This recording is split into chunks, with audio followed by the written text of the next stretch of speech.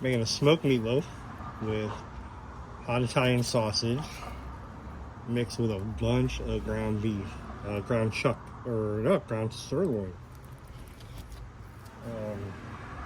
90-10. So first things up, get our meat in the bowl.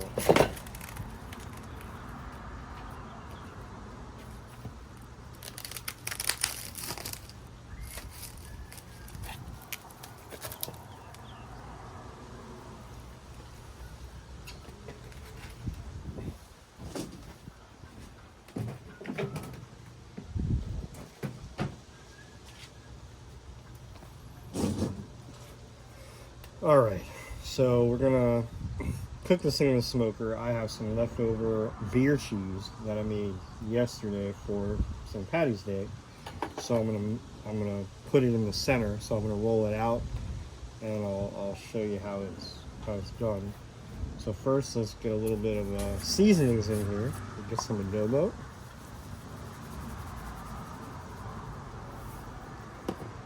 Get some black pepper.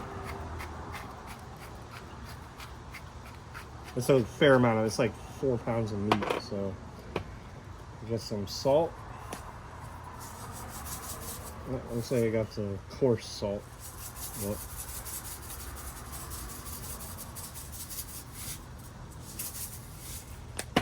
And then some rib rack rib rub.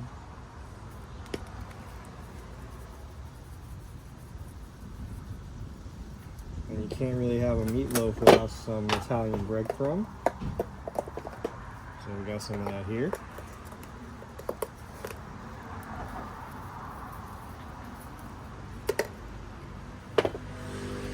And I bought a Trinity mix of green pepper, celery, and onion.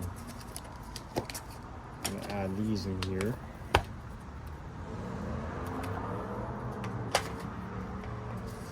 Again, it's a big meatloaf, so I'm just gonna dump 2 in.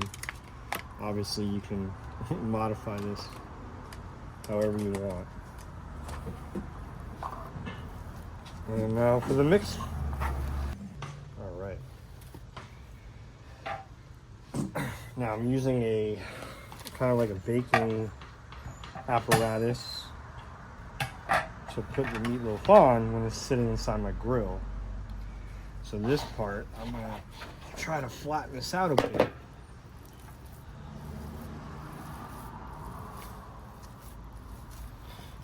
Flatten it out.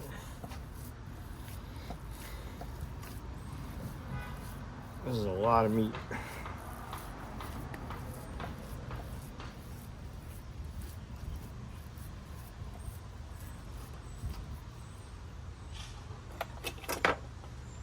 Here's the leftover beer cheese. It was a hit. So I'm just going to run that right in the middle.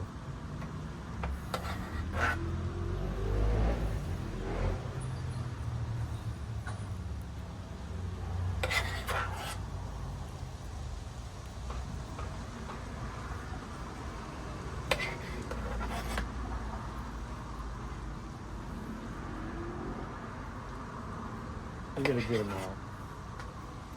Gotta use it up. Alright, so now the beer cheese is there. It's been sitting in the fridge, so it's hard. Now I'm just gonna give her a nice fold. A little fold here, a little fold here. Pack it in.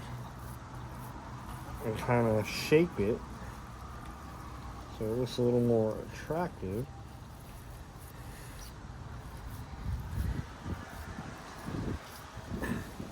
Now that's what you call a meatloaf. A beer cheese St. Patty's Day after hangover meatloaf.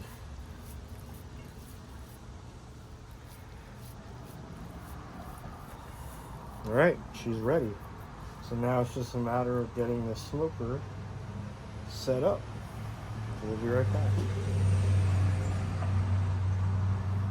Alright, So here we have my master built Pro Series propane smoker. Pretty clean from the last time I used it.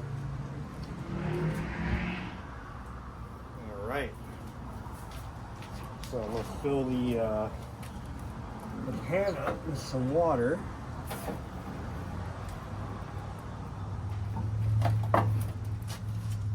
So putting water keeps things kind of wet in here, a little steamier. Alright. Now what I do is I have a cast iron pan that I put my wood chips in. So I'm going to go empty this out, throw some wood chips in it. I have some cherry and some apple. They're actually chips. These are the chunks and chips. So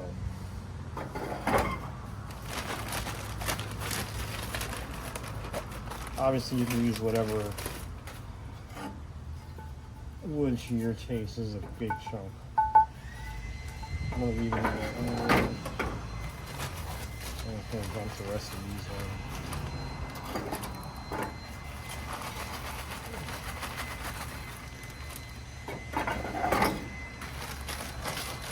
That's gonna be a mixture of apple and cherry.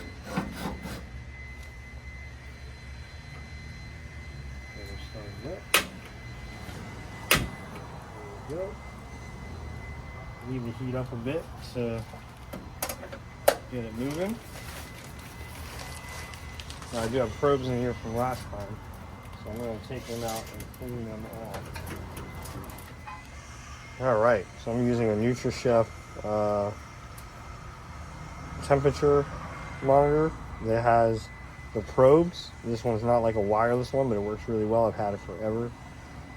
It's magnetic as well. But for my purpose, I'm just going to leave it sitting over here. Very simple. It lasts.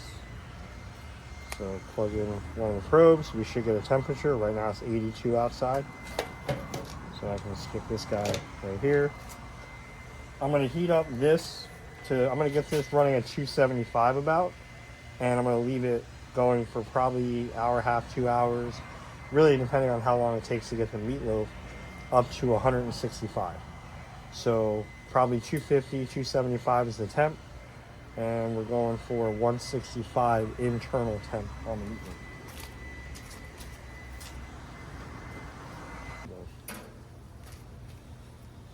meatloaf. So now the fun part, getting the meatloaf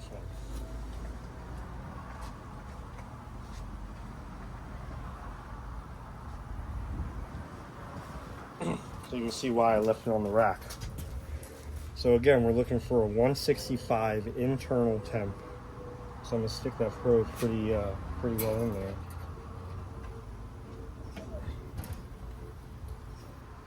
And the other probe, I'm gonna rest it in a way kind of nearby to keep an eye on the temperature.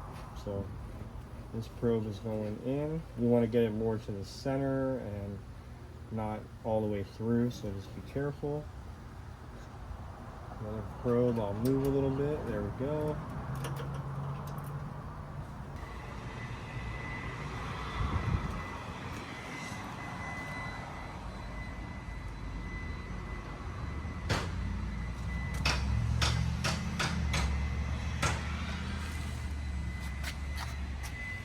And that's why I use a probe to tell the ambient temperature, because right now I'm actually, 262. This gauge where it's at is showing just under 200, but that's because this is higher up than the meatloaf and it's probably blocking a fair amount of the heat, and they're just not accurate. So we'll just kind of monitor this, and you can already see we got a good amount of smoke coming through. We'll just let it cook. All right, I'm gonna add a little bit more wood, and I'll give you guys a peek at where we're at. This will probably be the last time I add wood.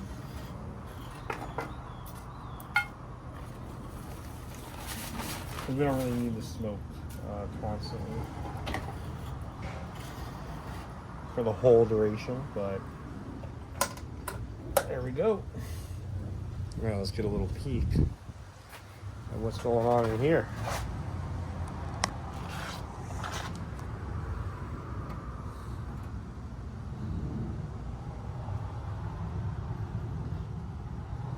Just changing colors.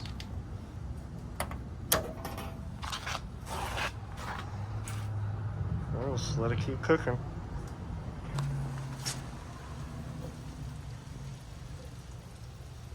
Alright, so now we're going to put a little bit of Sweet Baby Ray's. Unfortunately, I lost my rubber brush, so I'm just going to spoon it. Okay.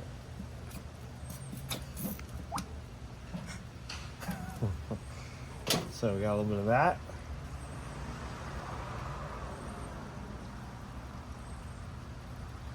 Now it's currently at like 145 internal temp, so I'm hoping with this it'll get sticky and much harder on the shell here by the time this thing reaches 165. So putting a generous bit, and that's about it.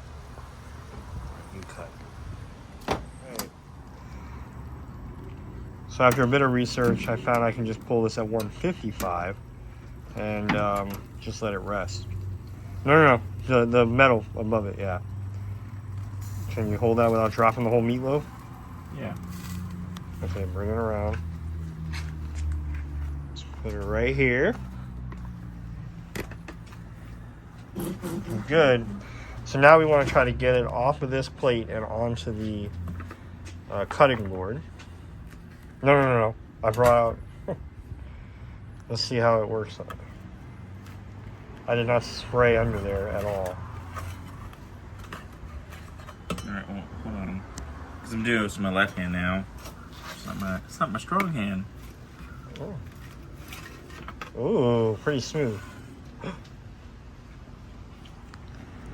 Alright, this is a giant loaf. So now what we'll do is we'll cover it with foil, kind of loose, and let it rest for another 10-15 minutes.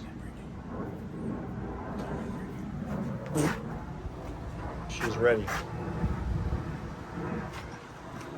Alright, so we got a nice loose foil wrap. Another pro tip is using a thermopop instant read thermometer, because while the probes work great, obviously it's a lot of meat that we have to keep moving the probe to double check. I could have more probes, but that would get more complicated. One probe is enough, getting the most center area, and then using a thermopop to quickly check the temperature across the whole thing, which worked out really well.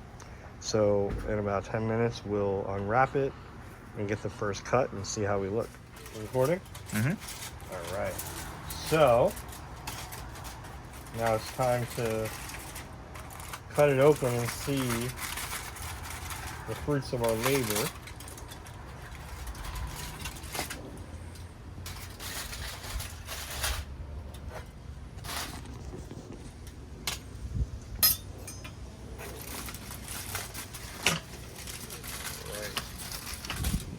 Start back here. I'd imagine the ends are a little more overcooked. It's a little steam coming out. Oh, we got a little smoke ring right around the top here. And let's get into where we start getting to the cheese.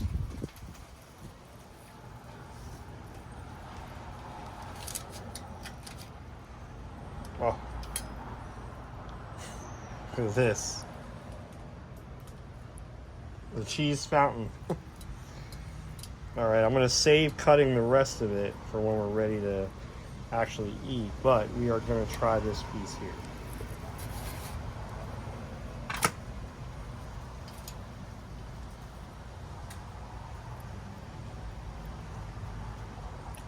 Of course, I'm going to say it's really good, but it's really good. And you can taste the smoke and everything. So I'll put some of the recipe items in the post. So again, Idiots Outdoors, we are typically doing camping and building stuff in the woods. But in the meantime, we're not building something, so I figured I'd put the smoker to use and make a smoked meatloaf that's infused with veer cheese. Enjoy.